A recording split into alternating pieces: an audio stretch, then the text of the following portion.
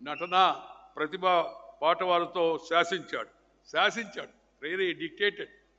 దాంతోపాటు వ్యక్తిగతంగా తాను మెచ్చిన మహనీయుల పాత్రను అందంగా చెక్కి దాన్ని మన ముందుంచేటికి ప్రయత్నం ఆయన చేశాడు. ఆ పాత్రల ద్వారా నటించి మెప్పించారు. శ్రీనాథ కవి సార్వభౌమ వంటి చలనచిత్రాలు ఎందుకు నిదర్శనం.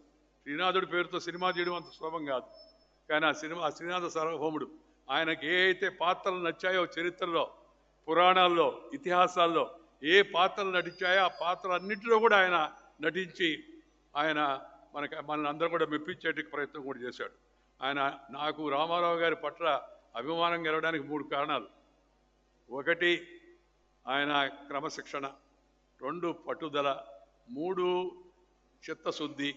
ఈ 3టితో పాటు అన్నిటికన్నా తెలుగు భాషపై ఆయనకు ఉండే అభిమానము, ఆ తెలుగు భాషకు ఆయన ఇచ్చినట్టు గౌరవము, తెలుగు భాషను ప్రపంచవ్యాప్తంగా ఎక్కడికి వెళ్ళినా తెలుగు భాషలోనే మాట్లాడి అందరినీ మెప్పించి మన యొక్క భాషా మాధుర్యాన్ని ప్రపంచానికి తెలియజెప్పడంలో ఆయన చేసిన కృషి కూడా అది నాకు ఒక రకమైన అభిమానాన్ని సంపాదించింది. ఆ తర్వాత ఆయన పార్టీ పెట్టుకున్నాడు. దానికి తెలుగుదేశం పేరు కూడా తెలుగుదేశం పార్టీ అని పెట్టారు.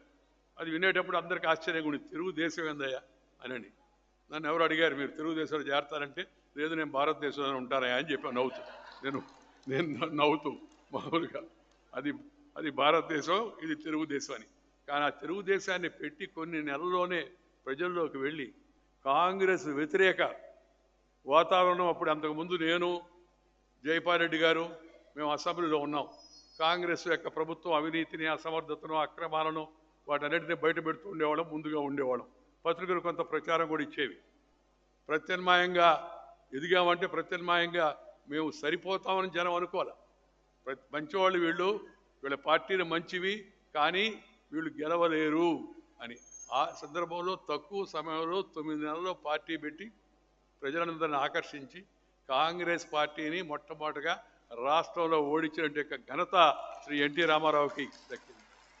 అలాగే దేశ రాజకీయాల్లో కూడా ఆయన ఈ కాంగ్రెస్ ఇతర పార్టీలన్నింటినీ ఒక చోట చేర్చి, అన్ని పార్టీలు కాంగ్రెస్ వ్యతిరేకిస్తూ ఉండేవి కానీ కాంగ్రెస్ ఎన్నికల్లో గెలిచేది. ఎందుకంటే వీళ్ళు ఎవరికి వాళ్ళు పోటీ చేసేవాళ్ళు. అన్ని పార్టీలను దగ్గర చేర్చి ఆయన నేషనల్ ఫ్రంట్ అని ఏర్పాటు చేసి కాంగ్రెస్ యొక్క ఢిల్లీ పెత్తనాన్ని కూడా సవాలు చేసి అక్కడ ఆయన తన శక్తి సామర్థ్యాలతో, తన యొక్క ఓర్పుతో, నేర్పుతో, దక్షతతో మరి నేషనల్ ఫ్రంట్ని దేశంలో అధికారంలోకి తీసుకొచ్చేందుకు ఆయన ప్రయత్నం చేశాడు. ప్రజల్లో చైతన్యం తేవడమే కాదు, యువకులు, రైతులు, గ్రామీణ ప్రజలు, మహిళలు, వెనుకబడిన వర్గాలు అలాంటి వాళ్ళని గుర్తించి